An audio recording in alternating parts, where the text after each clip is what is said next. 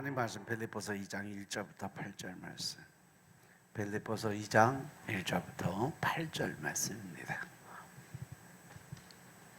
그러므로 그리스도 안에 무슨 권면이나 사랑에, 무슨 위로나 성령의 무슨 교제나 긍휼이나 자비가 있거든 마음을 같이하여 같은 사랑을 가지고 뜻을 합하며 한 마음을 품어 아무 일에든지 다툼이나 허영으로 하지 말고 오직 겸손한 마음으로 각각 자기보다 남을 낮게 여기고 각각 자기 일을 돌아볼 뿐더러 또한 각각 다른 사람들의 일을 돌아보아 나의 기쁨을 충만케 하라.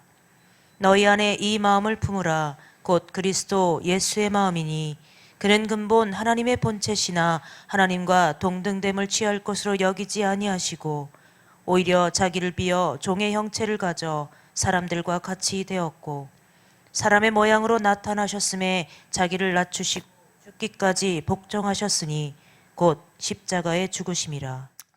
아멘. 마이크 바꾸라니까 왜 자꾸 헛어? 자꾸 중간에 끊어지는데. 왜냐하면 마이크 그 전에 유목사 썼던 거 여기 이쪽으로 줘. 중간에 자꾸 끊어지는 건 자꾸 쓰게 만들어. 할렐루야. 할렐루야. 우리 하나님은 참 좋으신 하나님이십니다. 아멘. 지금 이 시간도 하나님의 은혜와 평강이 여러분들과 여러분들 가정과 직장과 사업장 그리고 여러분들 자녀들까지 하나님의 은혜가 흐르고 넘치도록 채워지길 주의 이름으로 축원합니다.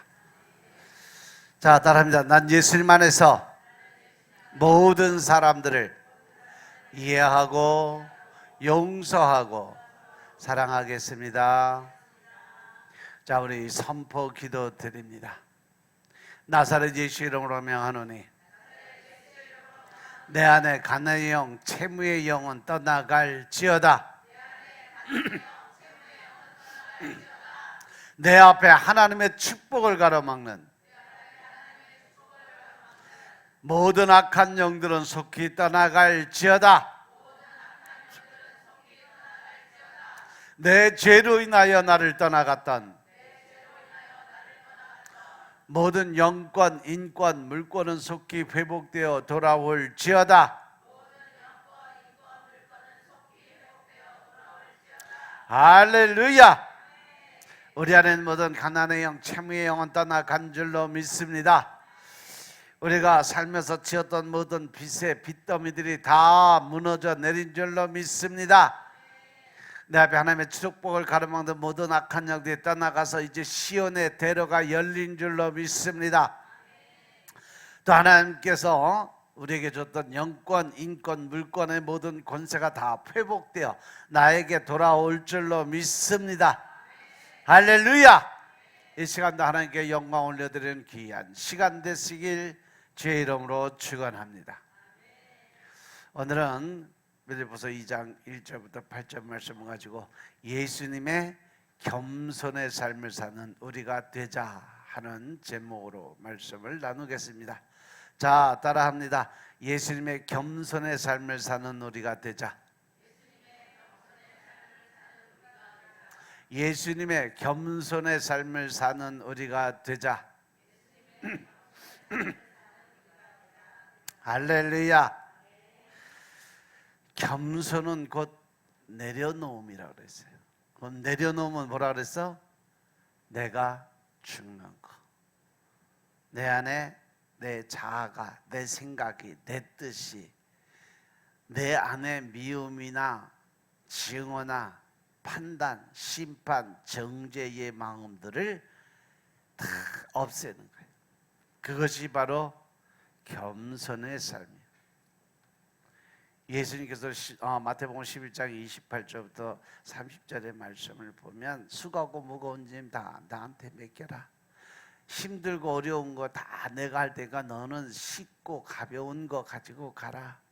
왜? 나는 마음이 온유하고 겸손한 자라고 하시면서 나의 멍에를 메고 너희들은 나에게 배워라 라고 말씀하셨어요. 따라서 우리가 예수님처럼 살려면, 예수님의 겸손의 삶을 살려면 내 삶에 내려놓음을 통하지 않고는 우리 결코 하나님을 만날 수 없다.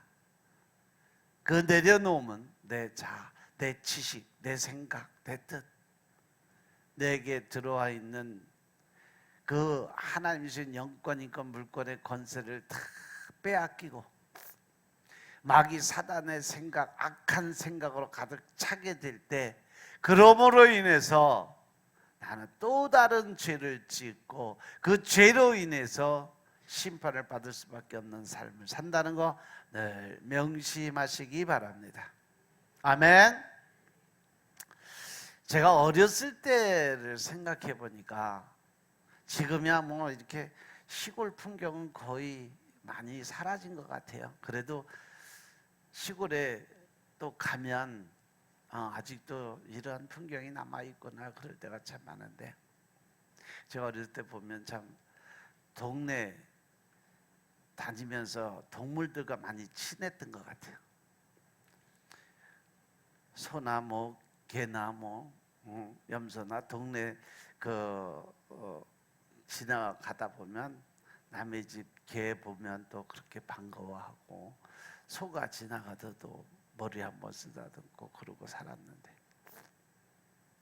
그중에 이 소가 참 우직하고 참 충성스러운 동물이에요. 소는 그냥 한번 살면 죽을 때까지 인간을 위해서 모든 걸 내어주고 가는 게 소의 본질이에요. 어느 농가에서 열심히 밭을 갈고 농사를 짓던 소가 갑자기 힘이 붙였는지 픽 쓰러져 버렸어요. 그래서 열심히 일하던 이 농부 집사님이 소가 넘어지고 나니까 어떻게 해야 되나 하다가, 그래, 우리 목사님이 와서 기도해 주면 소가 일어날 거야. 그래서 목사님 찾아왔어요. 목사님 우리 소가 베란간 밭을 가다가 넘어져서 안 일어나요. 그러니까 목사님이 가서 빨리 소가 벌떡 일어날 수 있도록 안수기도 해주세요. 그래서 간절한 눈빛으로 바라보고 있어요. 담임 목사님이 상황이 어땠을까? 참, 가서 이제 안수하다 이제 소한테도 안수기도 하게 생겼어. 근데 그 농부의 믿음 어린 간절한 눈빛을 바라보니까 도저히 안 되겠어. 그래서 소가 쓰러져서 헐떡헐떡 하는 그것을 찾아가요. 이렇게 쓰러진 소를 안수하면서까지 사역하는 이 목사님의 심정이 어땠을까? 나는 그 농부의 그 모습 보고 믿음으로 나 소 있는 데까지 달려가서 안수기도를 할 수 있었을까 생각을 했지. 근데 거기까지 못할 것 같아. 뭐 막상 시골에 살면서. 그 목사님이 가서 그 농부의 마음, 그 믿음을 보고 안수기도를 합니다. 그러면서 소의 귀에다가 뭐라고 한마디를 하니까 소가 벌떡 일어났어. 그러더니 열심히 밭을 갈더래. 뭐라고 그랬을까?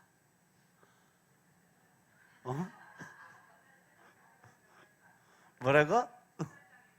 도살장에 끌려간다고?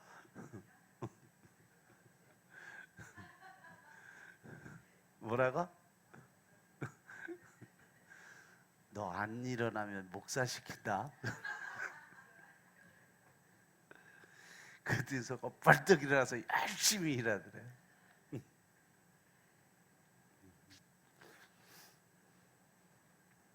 그만큼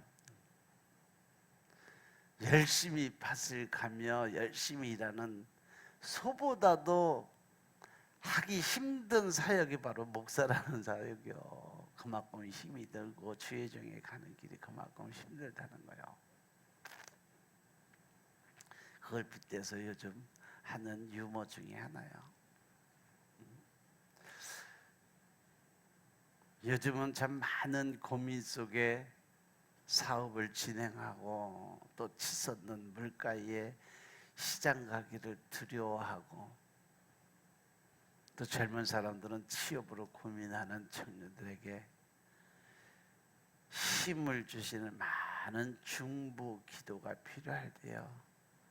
여러분들 하나님께서 항상 기뻐하고 시장고 기도 드리면서 감사드리는 생활하라는 말씀을 늘 마음판에 새기고 힘들고 어려운 예수님도 말씀하신 것처럼 고아와 과부가 꼭 홀로 된 이 아이들이나 또 이 과부의 그 마음을 갖는 것이 꼭 그렇게 사는 것이 아니라 그 마음 속에 힘들고 어려운 그 상태의 모습 또한 고아의 과부의 모습인 것임을 깨달으시기 바랍니다. 그러한 사람들을 위해서 여러분들 끊임없이 기도드리고 중보하시고 그걸 통해서 하나님이 성령님이 일할 수 있는 공간을 만들어가는 여러분들 되시기 주로 축원합니다. 하나님께서는 우리들에게 바라시는 건 딱 한 가지요. 요한 3서 2절의 말씀처럼 사랑하는 자의 내 영혼이 잘됨 같이 범사가 잘되고 강건하기를 원한다는 그 마음뿐이라고 하나님께서 말씀하셨어요. 오늘 빌립보서에 나타나는 말씀의 특징, 핵심을 살펴보면 지금 이 빌립보 지방은요 로마의 법으로 처리되는 로마의 지배 속에 포함되어 있는 땅이에요. 로마가 무력 침공으로 인해서 외국 영토에 세운 새로운 식민지가 바로 이 빌립보 지방이에요. 그리스 문화로 둘러싸여 있는 작은 식민지. 트라키언스에게서 이 도시를 빼앗은 빌립 왕의 이름을 딴 도시명이 빌립보예요. 빌립보 이 땅이 원래 이름이 따로 있었는데 빌립 왕이 그 도시를 점령하고 자기 이름 붙여서 이 지명 이름을 바꿨어요. 그럼 빌립 왕은 누구냐? 그 유명한 알렉산더 대왕의 아버지요. 빌립보가 그리스 북쪽에 있는 마게도냐의 한 도시인데 사도 바울이 복음을 전했을 당시에 빌립보는 로마의 식민지였었어요. 이 도시가 원래 알렉산더 대왕의 아버지 빌립에 의해서 재건된 도시고 그 이름을 따서 빌립보라고 불렀어요. 특히 빌립보 사람들은요 로마 사람들과 같은 대우를 받았기 때문에 아주 자긍심이 대단하게 셌던 그러한 사람들이었어요. 사도 바울은 이곳에서 복음을 전하다가 박해를 받게 되어서 옥에 갇히게 된 일도 있었어요. 바로 이 빌립보 교회가 사도 바울이 두 번째 전도 여행할 때 아시아 비느기아 땅으로 가고자 했을 때 환상 중에 마게도니아 사람 하나가 서서 사도 바울에게 청해서 마게도니아로 와서 우리에게 도와달라는 환상을 보게 하세요. 그래서 빌립보에 이르러서 복음을 전하고 세워진 교회가 바로 이 빌립보 교회예요. 빌립보 교회는 사도 바울이 복음을 전하는 일을 위해서 많은 물질적 도움을 주었던 곳이 바로 이 빌립보 교회예요. 그래서 이 빌립보 서신은 에베소, 골로새, 빌레몬 이같이 옥중에서 쓰여진 그러한 말씀이에요. 그런데 그 갇힌 옥사는 어딘지 정확히 나오진 않은데 터키에 가면 그 사도 바울이 갇혔던 옥사라고 그래서 이 마사흑 거기는 감옥이 그래요. 마사흑을 이렇게 파갖고 그 앞에다가 이렇게 나무로다가 이렇게 문만 만들어 놓고 거기 잠금 장치 해놓은 게 다요. 그냥 마사흑 바닥에 거기다가 그냥 굴 파고 넣어서 문만 닫아서 잠가 놓으면 끝이야. 거기 가면 사도 바울 갇혔던 옥이다. 그래서 거기 지진이 일어나고 착고가 풀렸다.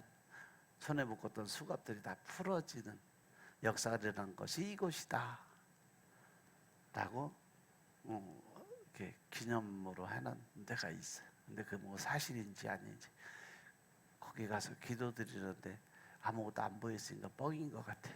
있었으면 보여줬을 텐데.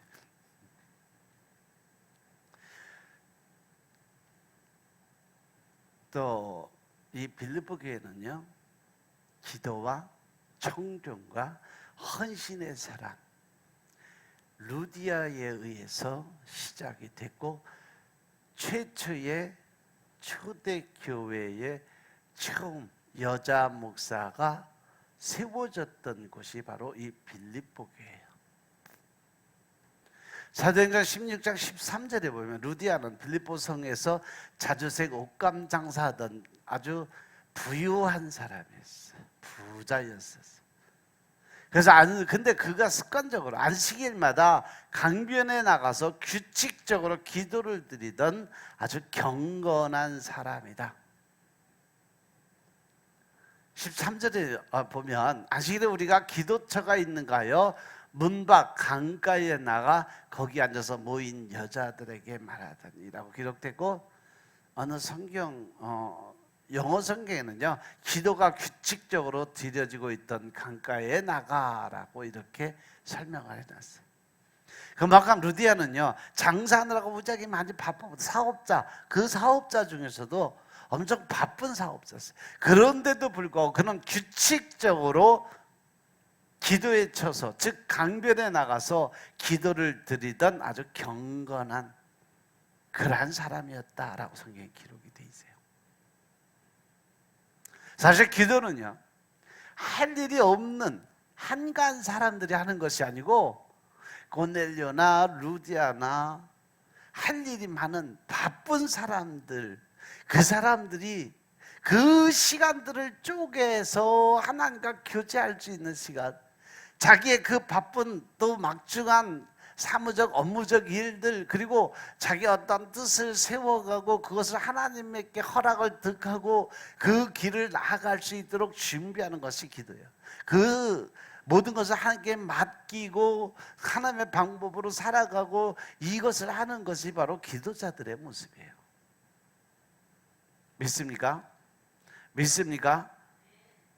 그래서 우리 교회처럼 규칙적으로 기도를 드리고 작정을 하고 기도 드리는 사람들이 많은 교회가 진짜 좋은 교회입니다. 아멘. 여러분들이 아시는 분도 있고 모르시는 분도 있는데, 저녁에 매일 하루도 안 빼놓고 저녁 8시부터 예배 드리는 시간이면 7시 반부터, 그리고 평일날은 아무도 없을 때 8시부터 10시까지 그냥 끊임없이 하루도 안 빼놓고 매일 기도 드리는 사람들이 있어요. 새벽 기도도요, 아침에 새벽 기도 5시 반에 해서 6시에 말씀 끝나고 나면 6시부터 2시간, 3시간씩 앉아서 기도 드리는 사람들이 있습니다. 이렇게 하나님과 교제를 위해서 끊임없이 하나님 앞에 엎드리고 늘 기도 드리면서 하나님과 관계 회복을 위해 살아가는 사람들이 엄청나게 많다는 거죠. 이러한 교회들이 진짜 좋은 교회, 진짜 살아있는 교회, 진짜 하나님과 교제가 이루어질 수 있는 교회인 것임을 믿으시기 바랍니다. 이 빌립보 교회가 규칙적으로 기도드리던 사람 루디아에 의해서 시작되었기 때문에 하나님이 보시기에 참 좋은 교회가 될 수밖에 없었다는 거죠. 그래서 그들이 기도하는 사람들이 많았던 그 교회는 나중에 이 많은 하나님의 사역자들을 세우고 그들을 후원해주고 또 그들을 위해서 중보하며 기도드리면서 하나님의 지경을 넓혀가는 일에 중심에 섰던 것이 바로 빌립보 교회예요. 그래서 제가 우리 교회를 한번 봤죠. 우리 교회도 마찬가지로 지금 열방으로 동남아 쪽에 필리핀이나 캄보디아나 또 미얀마, 인도, 태국 많은 곳에 교회를 세워가며, 그래도 뭐 남들은 500만 원, 1000만 원 들여서 교회 짓는다고 그랬는데 우리는 최소한 교회 짓는데 4천만 원, 5천만 원씩 들어갔습니다. 인도에 저 학교, 신학대학교 짓고 교회 짓는데 1억 2천만 원 들어갔어요. 그렇게 우리의 어떤 일보다는 하나님의 일을 위해서, 나보다는 남을 먼저 생각하면서 그들이 조금 더 하나님 앞에 들어올 수 있고, 그들이 하나님의 영으로 변화되게 되고, 우상을 섬기는 사람들이 하나님의 백성으로, 하나님의 자녀로 거듭나는, 본어게인의 삶을 살아가는 그러한 사람들을 만드는 데 치중을 하고 살았어요. 지금까지도 하나님은 우리에게 그러한 일을 하기 원하시는 하나님이심을 믿으시기 바랍니다. 아멘. 그래서 이 루디아의 모습을 보면, 루디아는요 철저하게 하나님의 말씀에는 절대적 순종을 가졌던 여자. 그래서 14절에 보면 루디아 성에 자주장사로서 하나님을 공경하는 루디아라고 하는 한 여자가 있었는데, 주님께서 그 마음을 열어서 사도 바울이 말씀을 선포하고 설교하는 그때에 그의 귀가 열리게 하시고, 그 마음이 열리게 해서 하나님의 말씀을 잘 듣고 이어, 즉 성령이 그에게 임하게 되는 사건이 여기서 일어나요. 그래서 여기서 이 청종하게 하신지라, 이 청종의 본질적 의미가 뭐냐, 듣는 것만이 아니라 순종하다라는 의미도 그 안에 포함되어 있음을 깨달으시기 바랍니다. 그래서 우리가 신앙생활 하다 보면 말씀을 듣고 아멘 아멘 하면서 순종하는 사람이 있는가 하면, 하나님의 말씀을 하셨음에도 불구하고 한쪽 귀로 듣고 한쪽 귀로 흘려버리고, 어떤 사람들은 듣는다고 앉아있는데 영은 저 바깥에 가서 놀고 몸은 교회 안에 들어와 있고, 어떤 사람은 몸은 성전에 들어와 있는데 마음하고 모든 영들은 다 떠나와서 마귀 새끼한테 끌려가니까 앉아서 뭐해? 꼬박꼬박 졸고 앉았지. 그런 사람들도 기가 막혀요. 딱 시작하고 설교 시작하면 여기 땡 해서 잠자기 시작해서 설교 끝나고 기도해서 아멘 하면 눈 딱 떠. 기가 막히게 잠자는 시간, 깨어나는 시간을 기가 막히게 정해놓고 있어. 왜? 마귀 새끼가 그렇게 재우는 거예요. 하나님의 말씀 못 듣게, 또 하나님과 좀 더 가까워지지 못하도록 하나님 말씀 자체를 못 듣게 아예 재워버리는 거예요. 그러니까 내가 영이 살아있지 못하고 뒤져버리니까 마귀한테 끌려서 하나님 말씀 시작되면 잠자기 시작해서 하나님 말씀 끝나면 깨는 거예요. 그래서 하나님이 뭐라고 하시는지 하나도 모르고 들은 척, 아는 척, 겸손한 척. 그러니까 종교생활하는 게 아니라 종교인의 삶을 살아가는 거죠. 신앙인으로 살아가는 것이 아니라 무늬만, 회칠한 무덤 같은 신앙이죠. 겉모습은 번지르르하고 깨끗하게 단장인데 그 안에 들어가면 시체가 썩어가는 것처럼 네 안에는 겉모습은 번지르르한데 네 안에 들어가 보니까 아주 썩은 냄새가 진동을 한다. 하나님 말씀하시잖아.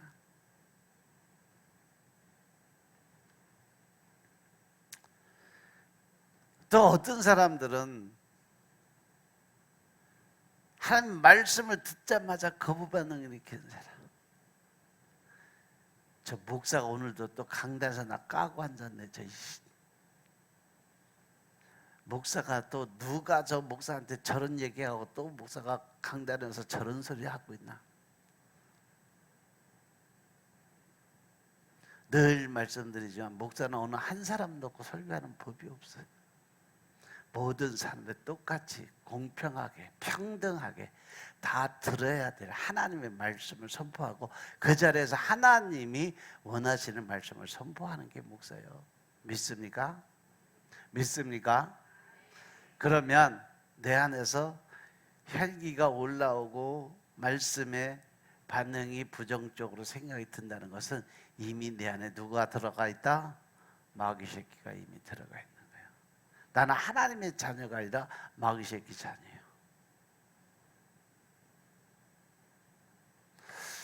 우리가 하나님의 말씀에 대해서는요,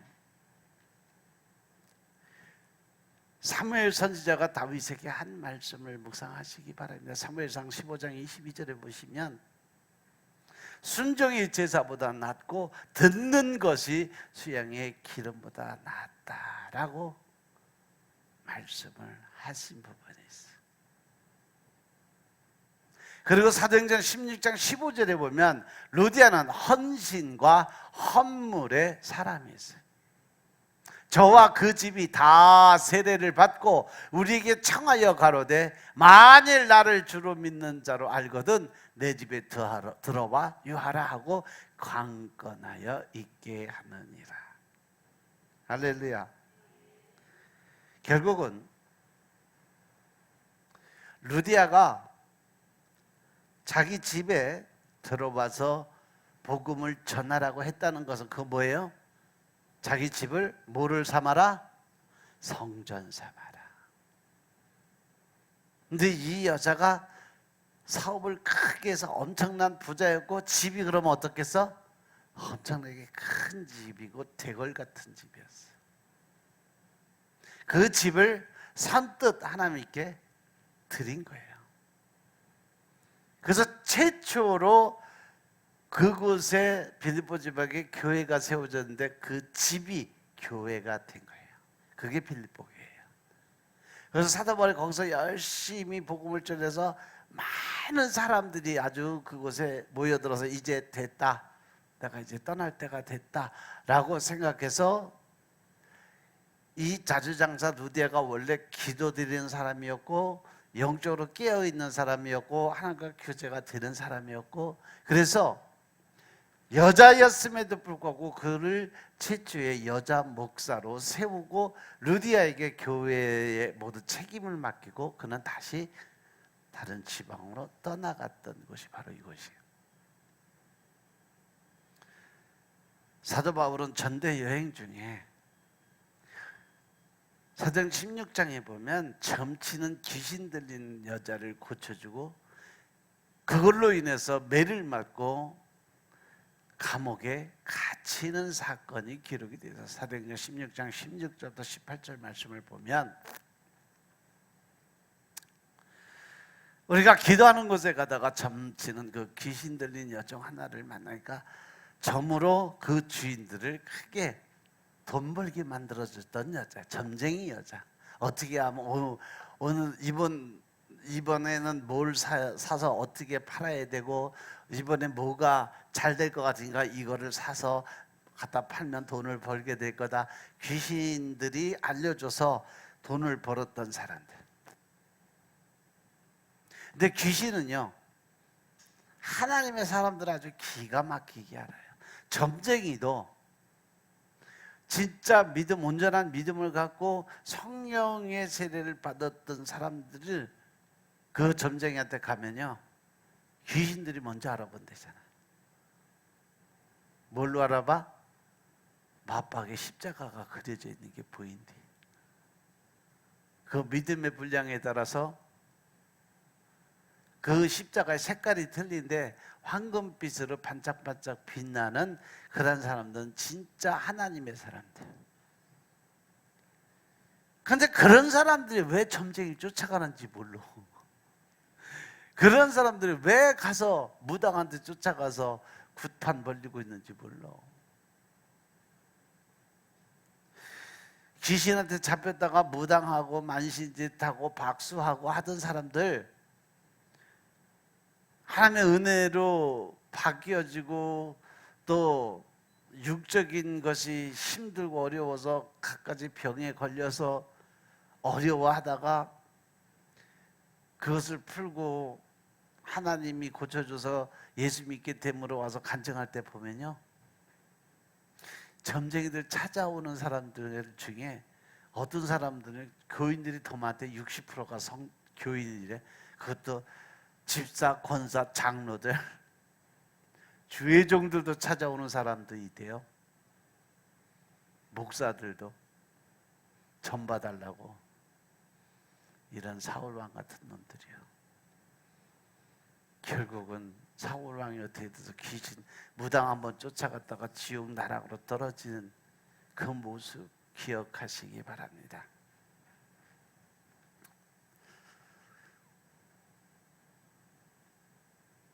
(18절에) 보니까 그렇게 귀신을 쫓아다니면서 이 사람은 하나님의 사람이다, 또 하나님의 종으로 구원의 길을 너희에게 전파하는 자다, 그러면서 계속 쫓아다니면서 계속 뒤에서 복음 전도하는데 방해를 해. 그것도 하루 이틀도 아니고 18절 보니까 여러 날마다 쫓아왔다는 거죠. 날마다 쫓아다니면서 방해했다는 거죠. 얼마나 심했으면 기록되어지기를 바울이 심히 괴로워서 돌이켜서 그 귀신한테 선포를 합니다. 예수 그리스도의 이름으로 내가 내게 명하니 그에게서 나와라. 이 말씀은요, 여러분들 외우세요.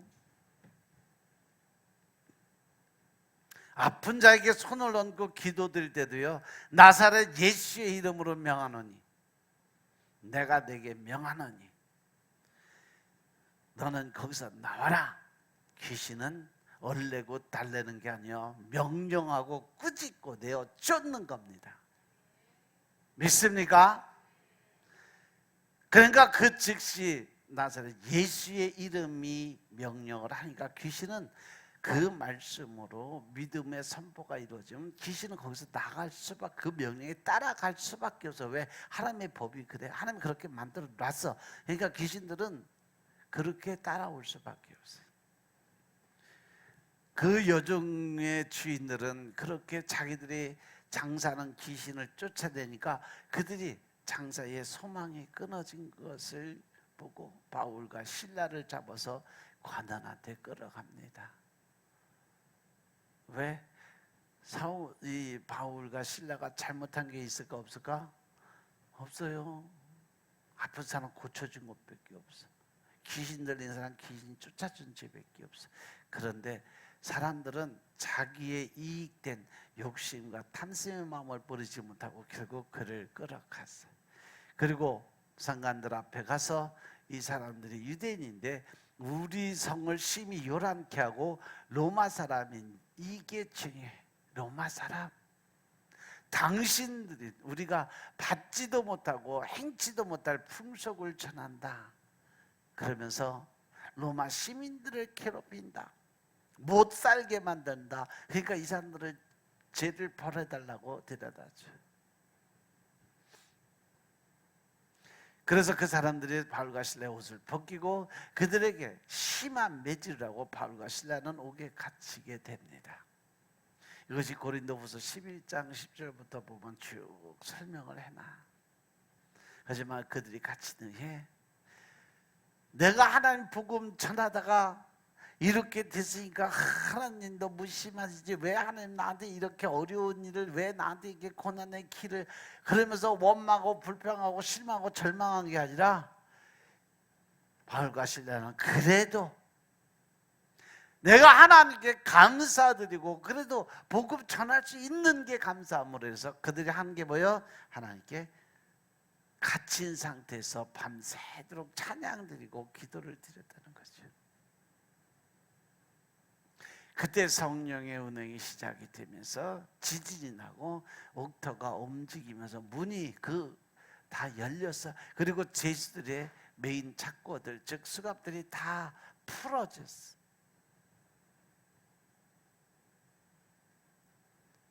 그러니까 제주들은 다 도망갈 수 있는 조건을 만들어 놓은 거예요. 보니까 땅이 흔들리고 이상한 소리가 나고 해서, 그래서 간수가 나와서 보니까 옥문이 다 열려버리고 제주들은 다 풀어져 있고, 그래서 이제 나는 죽었다. 그래서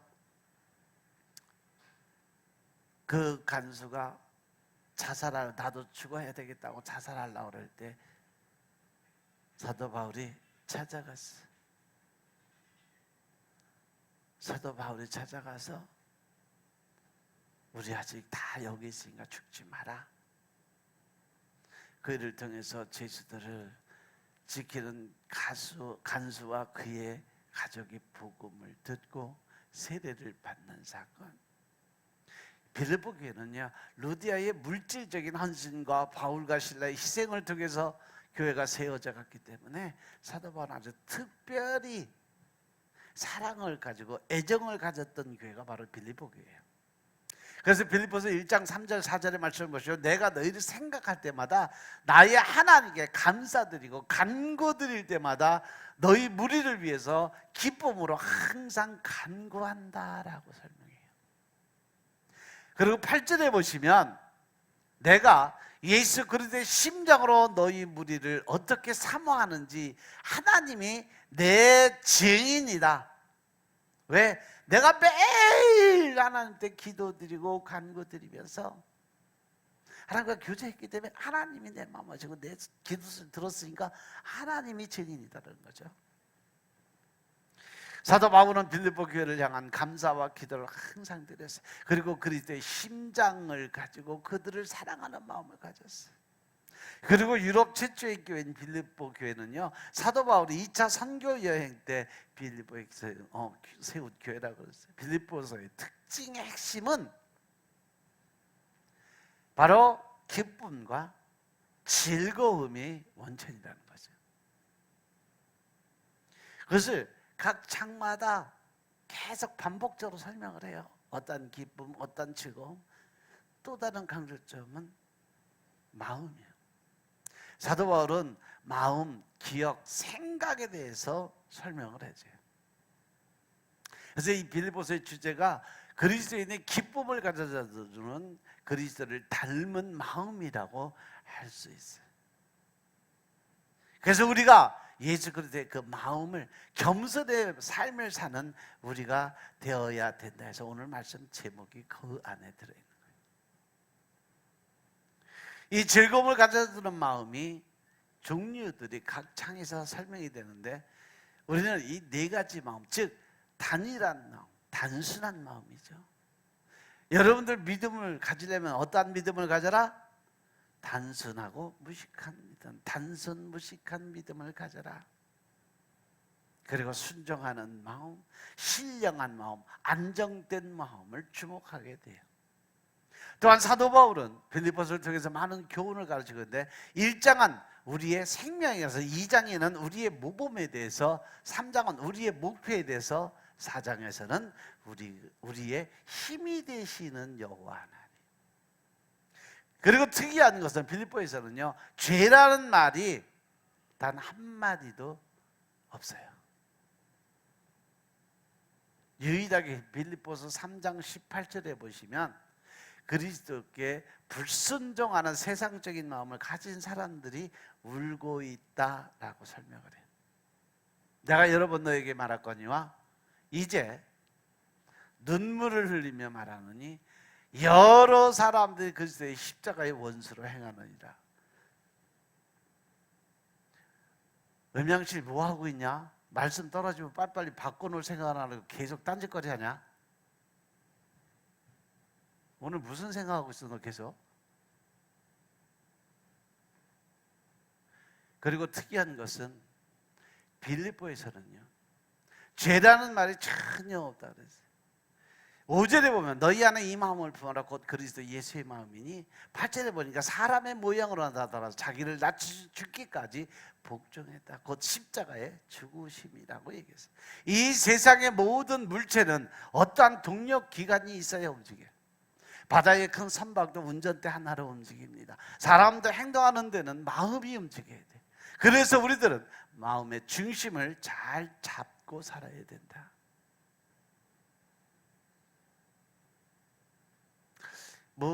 새들도 그렇고 밀림에 사는 원숭이들도 그렇고 그들이 먹고 살기 위해서 이 나무 저 나무 옮겨 다니며 자기 먹이를 구해서 먹고 살아요. 꿀들도 나비도 맛있는 꿀을 따기 위해서 이곳 저곳으로 옮겨 다녀요. 근데 사람이란 정말로 더 가관이란 거죠. 이 세상의 유혹과 재물의 탐욕을 찾아서 이리저리 방황하는 존재. 환경은 우리의 기쁨을 빼앗아가는 원인이라는 거죠. 또한 한 사람의 말이나 행동 역시 우리의 평안과 기쁨을 빼앗아가는 요인이 된다는 거죠. 특히 교만한 마음이라는 것은 늘 불안과 말다툼의 원인을 만들어가요. 교만한 사람 하나 있으면 이제 교회 전체가 흔들려요. 유일한 해결책은 바로 순종하는 마음을 가진 사람들이 되어야 된다.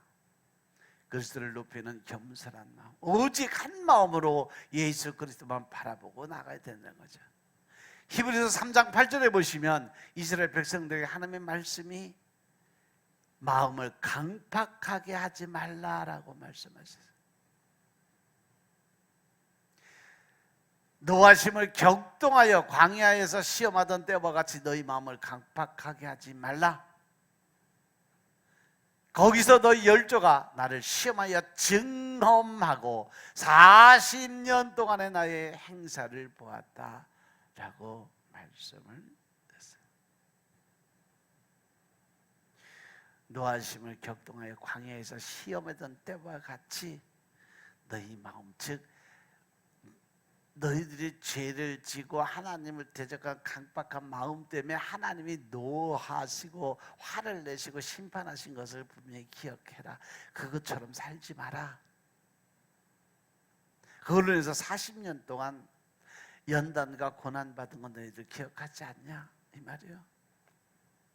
그렇게 완악한 단단한 마음을 가지고 있으면 하나님 말씀이 간에 못 들어가요. 농사 짓는 원리도 그렇잖아요.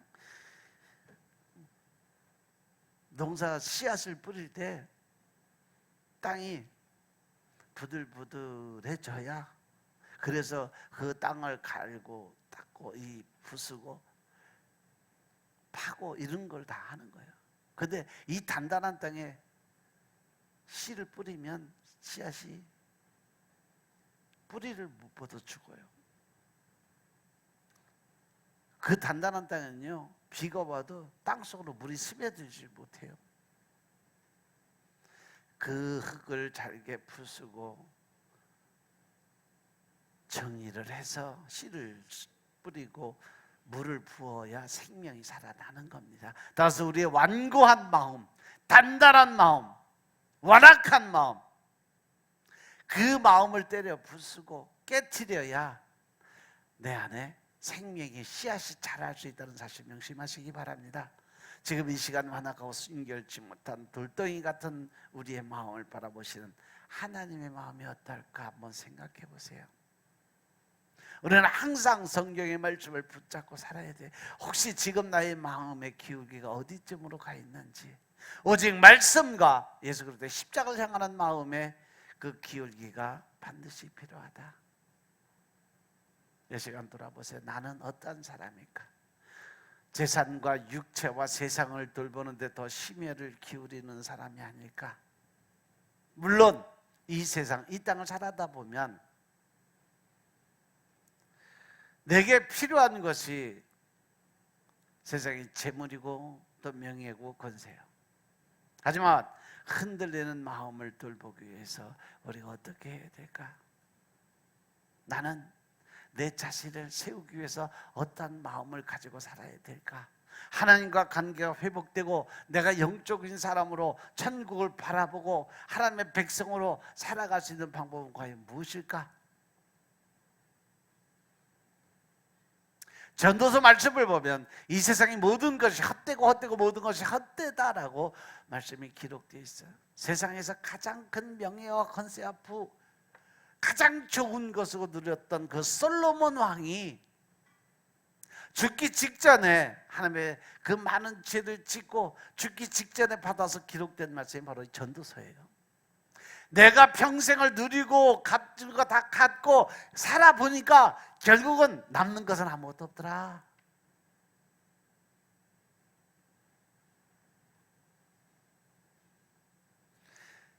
하나님 안에 들어와 있지 않으면 우리가 모든 것은 다 물과 같이 흐르는 물같이 잠시 펴다지는 꽃같이 안개같이 사는 것이 바로 우리 인생이다 라는 설명을 하는 것이 바로 전도서의 본질이에요. 우리들은 하나님과 관계가 있어서 깊이 알아가고 있지만 하나님의 형상으로 지음을 받은 내 자신에 대해서 얼마나 내가 하나님의 사람으로 살아가고 있는 날 돌아보는 시간을 가졌다는 거죠. 자기 인생의 마음을 돌아보는 것이 중요한 것이에요. 하나님과 깊은 친밀함을 가질 수 있는 조건이 되기 때문에 그렇습니다. 리차드 백스터나 조나단 워드처럼 위대한 신학자이고 설교가도 인간의 마음 기울기에 대해서 많은 이야기를 나눴어요. 모든 동물은 먹는 것에 집착을 해요. 하지만 사람도 집착하는 것이 있어요. 뭐냐? 이것이 바로 마음의 기울기라는 자아적 집착이라는 거죠. 자기 중심적 집착. 모든 생각의 기준점은 내 생각, 내 뜻에 맞춰버리는 거예요. 그리고 내 마음에 들면 좋은 거고 내 마음에 안 들면 저 새끼 나쁜 새끼, 더러운 놈 새끼 바로 나오는 거예요. 왜? 내 생각과 내 뜻대로 안 됐거든. 다 나도 내 마음대로만 하고 싶은데 상대방은 자기 마음대로만 하니까 늘 부딪히는 거예요. 그러다 보니까 뭐예요? 내 속에서 분노, 혈기, 짜증이 올라오니까 상대방하고 아예 그냥 관계가 회복이 될 수가 없어 갈라져 버리는 거예요. 교회 안에서도 그러니까 문제라는 거죠. 그래서 교회에서도 파벌이 생기고 장로파, 목사파, 권사파 이런 파벌이 생기면서 자꾸 분리가 되고 교회가 깨지고 부서지는 거예요. 하나님의 형상을 잃어버리고 우리 인간들은 온갖 죄악, 교만, 탐욕, 부, 이 속에서 내 마음의 기울기가 어디 있는지 돌아봐야 됩니다. 예수님은 바리새인들을 회칠한 무덤이라고 그랬어요. 당시 무덤들은요, 겉모습은 아주 이쁘게 화려하고 깨끗하게 단장을 했어요. 지금도 그렇잖아요. 가끔 영화에 보면 외국 그 무덤들 보면 깔끔하게 정리해놨죠. 가서 꽃도 비석도 다 이쁘게 다 해놨어요. 그런데 그 속은 시체의 썩은 냄새가 난다 그랬어요. 마태복음 23장 25절부터 28절 말씀 보면 예수님께서 서기관과 바리새인들한테 야단을 치세요.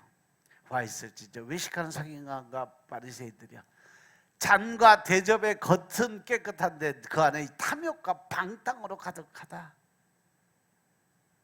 소경된 바리새인아, 너희들이 이 여기서 소경은 어떤 소경이요? 영적으로 눈이 감겨져서 보이지 않나. 이 영적으로 소경된 바리새인아, 너는 먼저 안을 깨끗하다. 그리하지 않으면 겉도 깨끗하리라.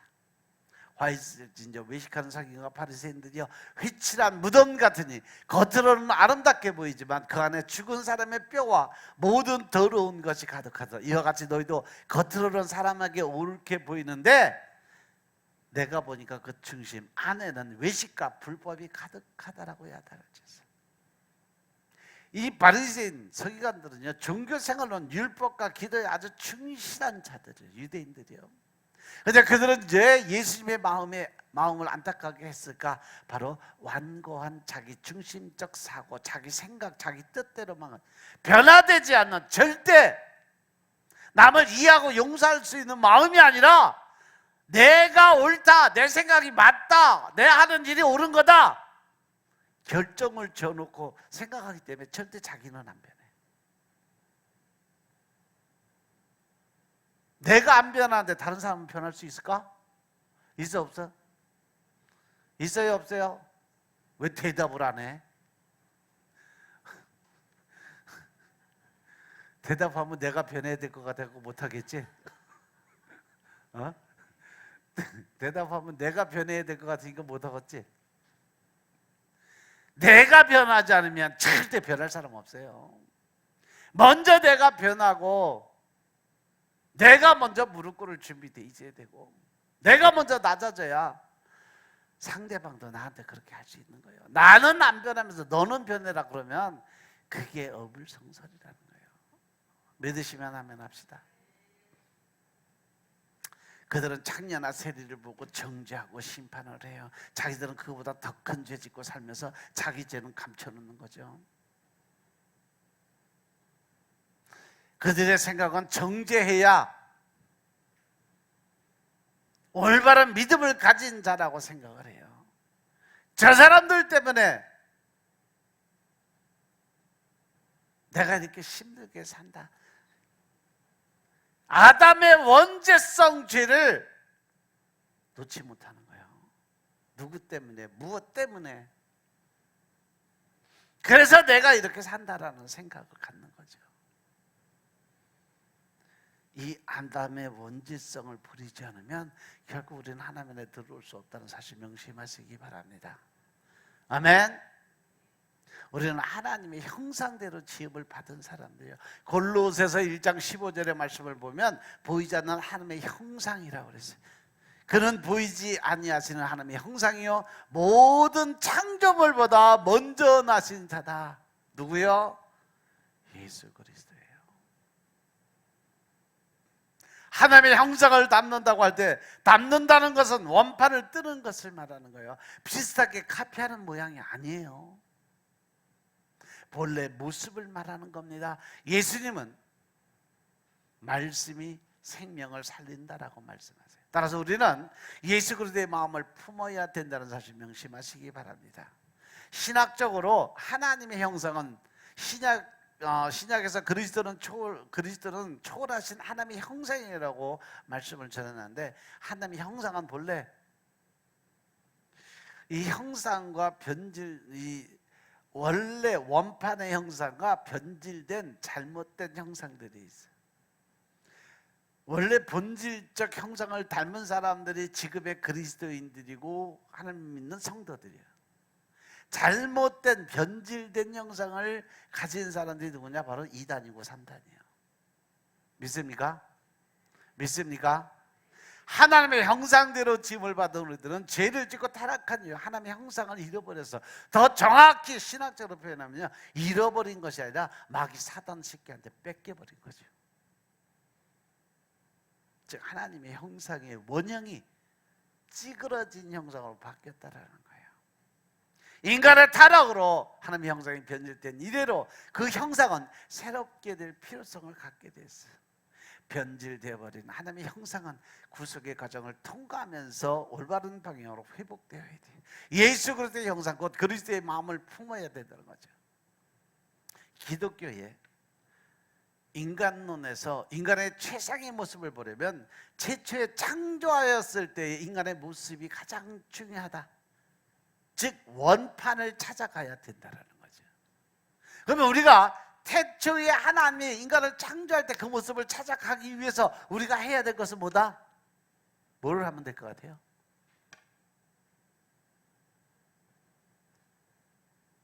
아이고, 회복하는 건 회개잖아요.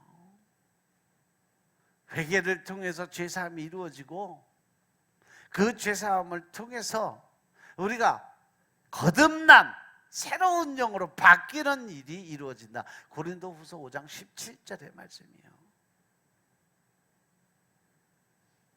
믿습니까? 고린도서 5장 17절의 말씀에 이제 내가 너희를 뭘로 만든다? 예수를 믿게 되면 너희는 뭐가 된다? 새로운 피조물, 내가 재창조하는 사람이 되는 거야. 그러니까 이전 것은 과거에 네가 어떻게 살았던 어떤 모양으로 있었던 어떻게 힘들고 어렵게 살았던 상관없다. 왜? 이제 너는 새 것이 됐다. 새로 됐다. 그러면서 에스겔서 36장 26절의 말씀처럼 이제 내가 너희한테 뭘 준다? 새 영, 새 마음을 주겠다. 그 새 영, 새 마음을 받으면 너희 안에 뭐가 없어져요? 굳은 마음, 단단한 마음, 완악한, 더럽고 추한 욕심적, 자기 이기주의적, 판단하고 심하고 정죄하는 그 모든 마음들 다 잊어버리고 내가 너한테 아주 부드러운 사랑과 온유와 겸손, 이 마음을 너한테 줄 것이니까 너희는 이제 이전 것은 잊어버려라. 이사야서 43장 18절 말씀이에요. 네가 이렇게 새롭게 거듭나고 하나님의 영적인 새로운 것을 받아들이기 위해서 너희가 해야 될 것은 바로 이전 일을 기억하지 말아라. 옛적 일을 생각하지 말아라. 할렐루야. 과거에 묶여서, 옛날 일에 묶여서 내가 생각의 영을 가지고 있으면 결국 내 안에 들어있던 과거의 그 마귀 사단의 권세들이 빠져나가지 못해. 왜? 내가 붙들고 있으니까. 그리고 늘 붙어있는, 그 옆에 같이 붙은 게 뭔지 아세요? 게으름, 실망, 절망, 좌절. 그러니까 쭉쭉쭉쭉 늘어져 몸이. 그런 사람들 보면요, 찐득이 같은 게 붙어있어 몸에. 그래갖고 잡아서 띄어도 안 떨어지고 쭉 늘어났다가 놓으면 탁 가서 다시 붙고, 쭉 늘어났다가 놓으면 탁 가서 붙고. 남들이 해서 절대 그게 변화될 수 있는 마음이 아니에요. 내 스스로가 이겨내고 내 스스로가 내려놓고, 말씀처럼 이전 일들 생각을 자꾸 가지면 안 돼요. 과거에 어쨌고 내가 이렇게 살았고 저렇게 살았고, 옛날에 어떤 일이 있었고 저런 일, 이런 일, 저런 일, 이러한 생각 가지고서는 걔들 안 떠나요. 이제 내가 새로운 창조물이다. 너희들 옛날 생각 때문에 떠나가라. 나사렛 예수 이름으로 과거의 영들은 다 떠나가라. 나는 이제 너희들하고 상관이 없다. 나는 이제 예수 그리스도의 그 마음으로 새롭게 변화된, 새 창조된 새로운 피조물이다. 너희들은 가라. 단호하게 선포하고 물리치고, 그리고 하나님 말씀으로 무장하고 기도 드리는 삶을 살아야 온전하게 살아갈 수 있다는 거죠. 믿으시오? 아멘 합시다. 그 더 중요한 것은 오히려 미래에 새롭게 그 인간관계로 돌아가야 되는 거죠. 그래서 19절에 보면 하나님께서 말씀하세요. 보라, 내가 이제 너를 위해서 새로운 일을 시작할 거야. 너희가 그것을 알지 못하지.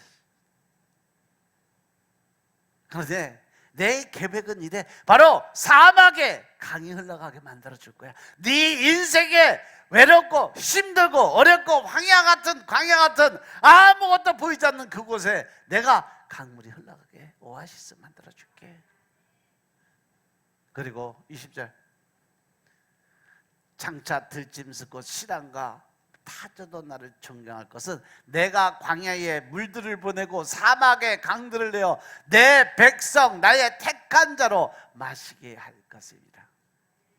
하나님께서 이제 새로운 길, 새 일을 행하는데 내 인생에서 가장 힘들고 어려웠던 부분들을 다 제하여 버리고 새로운 영을 주고 새 마음을 주고 이제 새롭게 변화되게 만들어서 이제 내가 너희에게 새로운 삶을 살 수 있는 길 열어줄게. 그러니까 어떻게 해라? 내 말만 믿고 따라와라. 그러려면 너희가 내려놓음을 통해서 네 자아가 죽어야 되고, 그 안에서 예수 그리스도의 겸손과 온유의 마음으로 바뀌어질 때 내가 그 일을 행할게. 할렐루야. 예수님께서 예수님의 구원 사역을 통해서 타락 이전에 아담보다도 더 높은 곳으로 우리를 인도해 주실 것을 약속하셨음을 믿으시기 바랍니다. 아멘. 그럼 우리들은 왜 그리스도를 믿어야 되고 세상을 살아갈 때 나보다는 남을 위해 살아가야 될까? 야고보서 1장 8절에 보시면 두 마음을 품어서 모든 일에 정함이 없는 자라고 말씀하셨어요. 예수님께서는요, 하인이 두 주인을 섬길 수 없다. 누가복음 16장 13절의 말씀을 보면 집 하인이 두 주인을 섬길 수 없다라고 딱 단정을 주세요. 혹 이를 미워하고 저를 사랑하거나 혹 이를 중히 여기고 저를 경히 여길 것임이니라. 너희가 하나님과 재물을 겸해서 섬길 수 있다 없다? 없다. 우리에게 주신 것은 원웨이 티켓 한 장밖에 없어요. 하나님은 예스 아니면 노, 천국 아니면 지옥, 중간은 있다 없다? 없다.